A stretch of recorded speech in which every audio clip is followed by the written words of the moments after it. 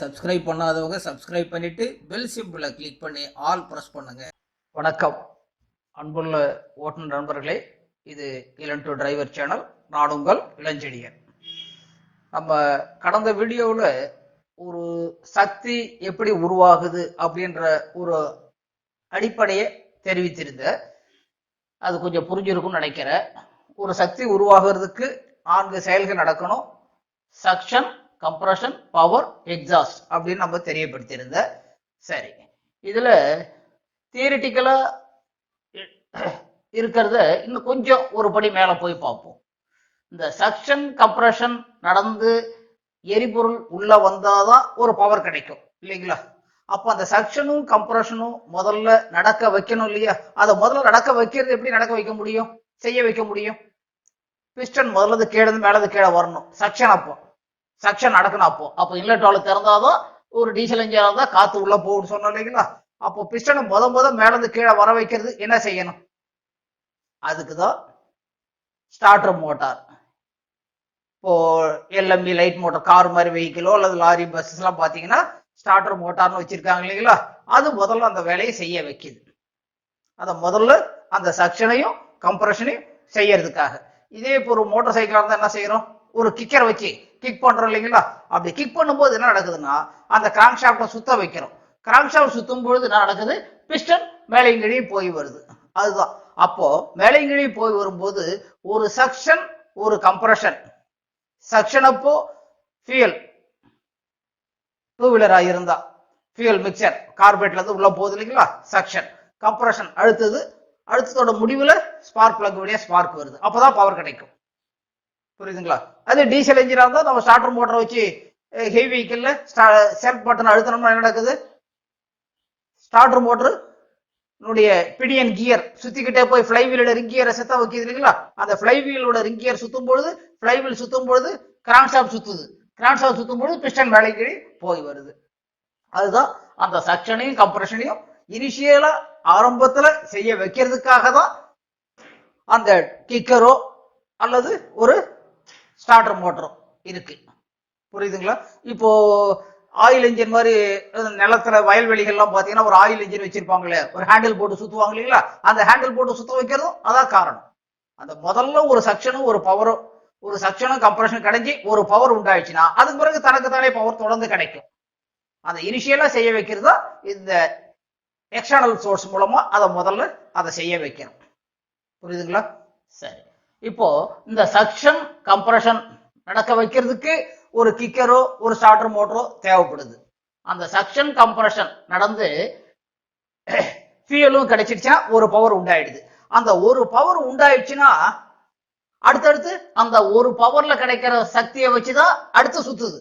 அடுத்த suction compression கிடைச்சிடுது. முதல்ல செய்ய வைக்கிறதா ஸ்டார்டர் மோட்டர், அதன் பிறகு செய்ய வைக்கிறதுக்கு தேவையில்லை. ஒரு ஸ்டார்ட் ஆயிடுச்சுன்னா அது பிறகு தொடர்ந்து கிடைக்குது. எப்படி? அந்த ஒரு பவர் கிடைக்குது இல்லைங்களா? இந்த பவர் தான் அடுத்த கீழே வந்த பிஸ்டன், அந்த பவர் வேகமா கீழே தள்ளும் போது கீழே வந்து பிஸ்டன் மறுபடியும் மேல போகுது இல்லைங்களா? எக்ஸாஸ்ட் நடக்குது. அதே பவர் சேவ் பண்ணி வச்சுக்குது. எதுன்னு கேட்டீங்கன்னா, அந்த ஒரு பவர் கிடைக்கிறத, ஒரு ஸ்ட்ரோக்ல கிடைக்கிற ஒரு பவரை மற்ற 3 செயல்கள் நடக்கணும் இல்லைங்களா? Suction, compression, exhaust. இந்த 3 செயல்கள் பிஸ்டன் கீழையும் மேலையும் மறுபடியும் மேலையும் போகுது இல்லைங்களா? இந்த செயலை செய்ய வைக்கிறது எப்படின்னு கேட்டீங்கன்னா, அந்த பவர்ல கிடைக்கிற எனர்ஜியை சேவ் பண்ணி சேமிச்சு வைக்கிற ஒரு அமைப்பு தான் ஃப்ளைவீல் அப்படின்ற ஒரு அமைப்பு. ஃப்ளைவீல் அதுக்கு பேர். அந்த ஃப்ளைவீல் தான் அந்த ஒரு சைக்கிள் ஆஃப் ஆபரேஷன்ல ஒரு பவர்ல கிடைக்கிற இந்த ஒரு சக்தியை சேமிச்சு வச்சு அடுத்த மற்ற 3 ஸ்ட்ரோக்ஸ் வீச்சுகள் செய்ய வைக்கிறது இந்த ஃப்ளைவீல் தான். எனர்ஜியை சேவ் பண்ணி ஸ்டோர் பண்ணி வச்சுக்கிட்டு செய்யுது. அந்த ஸ்டோர் பண்ணதுன்னா ஏதோ பத்திரப்படுது அப்படி கிடையாது. அது பெருசா ஒரு ஃப்ளைவீல்ன்ற ஒரு அமைப்பு ஒரு பெருசா ஒரு இரும்பு மாதிரி வச்சு உறுதியாக்கி வச்சு பெருசா வைக்கிறாங்க இல்லைங்களா? அப்போ அந்த எனர்ஜியை அது கூடுதலாக்கி வச்சுக்குது. சேவ் பண்ணி வச்சுக்கிட்டு மற்ற செயல்களை செய்ய வைக்கிறது ஒரு அமைப்பு தான் ஃப்ளைவீல். Store the energy. புரியும் நினைக்கிறேன். சரி, இப்போ அடுத்தது, இப்போ ஒரு எனர்ஜி ஒரு சக்தி எப்படி உண்டாகுதுன்னு சொன்ன, அடுத்து அதையே இன்னும் கொஞ்சம் உள்ள போயிட்டு அந்த சக்தியை உருவாகிறது எப்படி உருவாக்கலாம் உருவாக்குறதுக்கு என்ன அடுத்த வெளி சோர்ஸ் என்ன வேணும்ன்றதுதான் ஒரு கிக்கரோ ஒரு ஸ்டார்டர் மோட்டரோ தேவை, செல்ஃப் மோட்டார் அப்படின்னு நான் சொன்னேன், தெரியப்படுத்தியிருக்கிறேன். சரி, அடுத்து இந்த பிஸ்டன் மேலேருந்து கீழே வரும் பொழுது இந்த இல்லட் வால்வ் திறக்கணும் இல்லைங்களா? அது எப்படி திறக்கும்? அது எப்படி தெரியும்? இது சக்ஷன் பிஸ்டன் மேலேருந்து கீழே வரும்போது இல்லட் வால்வ் நான் திறக்கணும்னு எப்படி தெரியும்? அதற்கான ஒரு ப்ரொவிஷன், ஒரு அமைப்பு எப்படின்னு கேட்டீங்கன்னா, இந்த கிராங்க் ஷாஃப்ட் இருக்கு இல்லைங்களா? இந்த கிராங்க் ஷாஃப்ட் பக்கத்திலேயே கேம் ஷாஃப்ட்னு ஒரு அமைப்பு இருக்கும். கேம் ஷாஃப்ட், இந்த கேம் ஷாஃப்ட்ல பாத்தீங்கன்னா கேம் லோப்ஸ்னு இருக்கும். அதாவது இப்படி இருக்கும். இதுக்கு மேலதான் ஒரு சின்ன ஒரு சிலிண்ட்ரிக்கல் மாதிரி ஒரு சின்ன இருக்கும். அது மேல புஷ்ராடுன்னு ஒரு அமைப்பு இருக்கும். இந்த புஷ்ராடுக்கு மேலதான் ராக்கராம் அப்படின்னு சொல்லுவாங்க. இப்படி இருக்கும். சும்மா ஒரு ரஃபான ஒரு ஐடியா தான் நான் உங்களுக்கு சொல்றேன், வேற ஒண்ணும் இல்லை. நான் வந்து மெக்கானிக்கல் எக்ஸ்பர்ட் கிடையாது. ஆனா அந்த தொழில்நுட்பம் எப்படி இருக்குது இயங்குது அப்படின்றத ஒர்க்கிங் பிரின்சிபல் ஓரளவுக்கு எனக்கு தெரியும். அதை கொண்டுதான் நான் உங்களுக்கு அந்த தொழில்நுட்ப சமாச்சாரத்தை கொஞ்சம் ஒரு எளிமையா புரிய வைக்க முயற்சி பண்றேன், வேற ஒண்ணும் கிடையாது. கிராங்க் ஷாஃப்ட், இந்த கேம் ஷாஃப்ட், இந்த கிராங்க் ஷாஃப்ட்ல இருந்து கிராங்க் ஷாஃப்ட ஃபர்ஸ்ட் இயங்க வைக்கிறதும் கிக்கர், ஸ்டார்டர் மோட்டார். அடுத்து என்ன நடக்கும்? இந்த பிஸ்டன் மேல கீழே வரும்போது இல்லட் வால்வ் திறக்கணும் இல்லைங்களா? அடுத்த வேலை எக்ஸாஸ்ட் வால்வ் திறக்கணும் இல்லையா? இதெல்லாம் எப்படி நடக்குதுன்னு கேட்டீங்கன்னா, ஒரு கேம் ஷாஃப்ட்னு ஒரு அமைப்பு இருக்கும். இந்த கேம் ஷாஃப்ட்ங்கிற அமைப்புல டேப்பட்ஸ், அதுல புஷ்ராடு, ராக்கர் ஆம், லீவர்னு கூட சொல்லுவாங்க, ராக்கர் லீவர் அல்லது ராக்கர் ஆம்னு சொல்லுவாங்க. அதுதான் அந்த வால்வுக்கு மேல போய் உட்காந்துட்டு இருக்கும். இந்த இது எப்படி சுத்தும்னு கேட்டீங்கன்னா, இந்த கிராங்க் ஷாஃப்ட்டும் இந்த கேம் ஷாஃப்ட்டும் சுத்த வைக்கிறதுக்கு ஃப்ரண்ட்ல டைமிங் கியர்ஸ்னு சொல்லுவாங்க. Crank shaft gear, game shaft gear. இது எப்படி, இது கிராங்க் ஷாஃப்ட் கியர் எத்தனை சுத்து சுத்தணும், கேம் ஷாஃப்ட் கியர் எத்தனை சுத்து சுத்தணும், இதெல்லாம் டைமிங் கியர்ஸ் மூலமாக இணைக்கப்பட்டு சக்தி அதுக்கு கிடைக்குது. ஃபர்ஸ்ட் கிராங்க் ஷாஃப்ட சுத்த வைக்கிறோம், அடுத்து கேம் ஷாஃப்ட், அதோட தொடர்பு இருக்கிற கேம் ஷாஃப்ட் சுத்தறதுனாலதான், அந்த டைமிங் கியர் மூலமா இணைக்கப்பட்டதுனாலதான் அந்த கேம் ஷாஃப்ட் சுத்துது. கேம் ஷாஃப்ட் சுத்தும் போது இல்லட் வால்வு, எக்ஸாஸ்ட் வால்வு ரெண்டுக்குமே அந்த கனெக்ஷன் இருக்கும், ஒரே சைட்ல வரிசையா இருக்கும். புரியுதுங்களா? ஏதாவது ஒரு வாய்ப்பு கிடைச்சதுன்னா ஒரு என்ஜினுடைய வால் டோர் அந்த டாப்பை கைட்டினீங்கன்னா அந்த ராக்கராம் அசம்பிளி, சிலிண்டர் ஹெட் எல்லாம் எப்படி இருக்குன்றத கொஞ்சம் தெரிஞ்சுக்கலாம். இதை பத்தி வேணா போக போக கொஞ்சம் கூடுதலா சொல்றேன். இப்போ ஒரு பேசிக் நாலேஜ் அது எப்படின்றத ஆரம்பத்துமே நமக்கு கொஞ்சம் வலுவான ஒரு ஃபவுண்டேஷன் கிடைக்கணும்ன்றதுக்காக தான் இதை நான் கொஞ்சம் கூடுதலா சொல்றேன். கிராங்க் ஷாஃப்ட்ல இருந்து பவர் கேம் ஷாஃப்ட் கிடைக்குது. கேம் ஷாஃப்ட், இந்த கேம் ஷாஃப்ட் இதுக்கு எப்படி கிடைக்குதுன்னு கேட்டீங்கன்னா த்ரூ டைமிங் கியர்ஸ்னு சொல்லுவாங்க. அதன் மூலம் இது இணைக்கப்பட்டு இந்த சக்தி இதுக்கு கிடைக்குது. அதுதான் அந்த இல்லட் வால்வு, எக்ஸாஸ்ட் வால்வு செயல்பட வைக்குது. இல்லட் வால்வு எப்ப திறக்கணும், எக்ஸாஸ்ட் வால்வு எப்ப திறக்கணும், மூடணும் அப்படிங்கறலாம் செய்ய வைக்கிறது. இதுக்குள்ள நிறைய மெக்கானிக் சின்ன சின்ன விஷயங்கள் நிறைய இருக்கும். ஸ்ப்ரிங் லோட் பண்ணி லாக் பண்ணி எல்லாம் வச்சிருக்கலாம், நிறைய விஷயங்கள் இருக்கு. இந்த டைமிங் வால்வு கிளியரன்ஸ் சொல்லுவாங்க இல்லைங்களா, அந்த வால்வு கிளியரன்ஸ், டேப்பர் கிளியரன்ஸ் கூட இந்த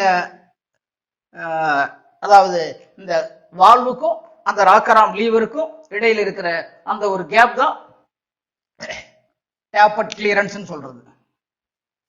அது இத்தனை தவு இருக்கணும், 12 தவு 16 தவு அப்படி லேலண்ட்ல ஹீரோ இன்ஜின்ல இருக்கு. அதே ஆரம்பத்துல இருந்த லேலண்ட் 370 இன்ஜின்ல பாத்தீங்கன்னா 20 தவு அப்படின்னு இருக்கும், 18 தவு. அது மாதிரி வாகன தயாரிப்பாளர் அது எவ்வளவு இருக்கணும் அந்த கிளியரன்ஸ் போட்டோ, உதாரணத்துக்கு 20 தவுனா 0.5 mm தான் கேப் இருக்கணும். அதுதான் அந்த வால்வுக்கும் அந்த ராக்கராம் லீவருக்கும் இடையில இருக்கக்கூடிய அந்த கிளியரன்ஸ் கேப்.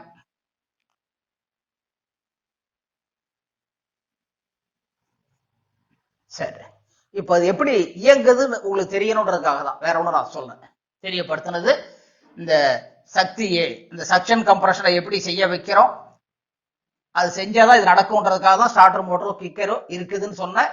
அடுத்தது அந்த இல்லட் வால்வு, எக்ஸாஸ்ட் வால்வு திறக்க செயல்பட வைக்கிறதுக்கு மேலையும் கீழையும் போய் திறக்கிறது மூடுறது ரெண்டு வேலையும் செய்ய வைக்கிறதுக்காக தான் கேம் ஷாஃப்ட்னு ஒரு அமைப்பு, அதன் மூலமா அதை செயல்பட வைக்குது அப்படின்னு கொஞ்சம் தெரியப்படுத்தியிருக்கிறேன். நான் சொல்லி கூறியுள்ள தகவல்கள் உங்களுக்கு கொஞ்சம் புரிதலை கொடுத்துருக்கும்னு நினைக்கிறேன். சரி, அடுத்து இப்போ ஒரு சிங்கிள் சிலிண்டர், ஒரு சிலிண்டர் என்ஜின்னா சக்ஷன், கம்ப்ரஷன், பவர், எக்ஸாஸ்ட். அப்போ அடுத்தடுத்து நடந்துகிட்டே இருக்கும். இந்த 4 செயல்கள் நடக்கிறதுக்கு ஃப்ளைவீல் எத்தனை சுத்து சுத்தும்? 2 சுத்து சுத்துது. புரியுதுங்களா? அப்போ ஒவ்வொரு 2 சுத்துக்கும் ஒரு பவர் கிடைச்சிக்கிட்டே இருக்கும் ஒரு சிங்கிள் சிலிண்டர்ல. இது அடுத்து இன்னும் கொஞ்சம் விரிவுபடுத்த போறேன். இப்போ 2 சிலிண்டர் இருக்கு. அப்போ 2 சிலிண்டர்னாலும் அந்த பவர் கிடைக்கிறதுக்கு அந்த ஃப்ளைவீல் கிராங்க்ஷாஃப்ட் எத்தனை சுத்து சுத்தும் 2 சிலிண்டரும் ஃபயர் ஆகிறதுக்கு அப்படின்னு பார்த்தா, மேலோட்டமா பார்த்தா ஒரு சிலருடைய மனசுக்குள்ள 4 சுத்து சுத்தும் அப்படின்னு நினைக்க தோணும். அப்படி கிடையாது. அல்லது 4 சிலிண்டர் என்ஜினா இருந்தாக்கா 4 2 8 சுத்து சுத்தும் அப்படின்றத நினைக்க தோணும். அப்படி கிடையாது. அதே 2 சுத்துக்குள்ளேயே தான் ஒரு சிலிண்டர்ல எப்படி பவர் கிடைக்குதோ, 2 சிலிண்டர் இருந்தாலும் அந்த 2 சுத்துலயே 2 சிலிண்டரும் ஃபயர் ஆயிடணும். அப்பதான் அந்த பவர் டோட்டல் பவர்னு கிடைக்கணும் இல்லைங்களா? அந்த 2 சுத்துக்குள்ளேயே 2 பவர் கிடைச்சுன்னா இன்னும் கொஞ்சம் ஸ்ட்ரென்த் இன்னும் கொஞ்சம் பவர் கூடுது, மொத்த பவர் கூடுது. அதே 3 சிலிண்டர் என்ஜினா இருந்தா அதே 2 சிலிண்டர் 2 சுத்துக்குள்ளேயே 3 சிலிண்டரும் ஃபயர் ஆயிடும். அப்போ இன்னும் கொஞ்சம் பவர் கூடும், மொத்த பவர் கூடும். அதே 2 சுத்துக்குள்ளேயே 4 சிலிண்டர் எரிஞ்சுன்னா இன்னும் பவர் கூடும், மொத்த பவர். புரியுதுங்களா? ஒரு சிங்கிள் சிலிண்டர் மோட்டார் சைக்கிள்ல ஒரு 2 பேரோ 3 பேரோ உட்காந்துதான் அந்த லோட தான் அது இவ்வளவுதான் கெப்பாசிட்டி எடுக்கிறதுன்னு இருக்கு.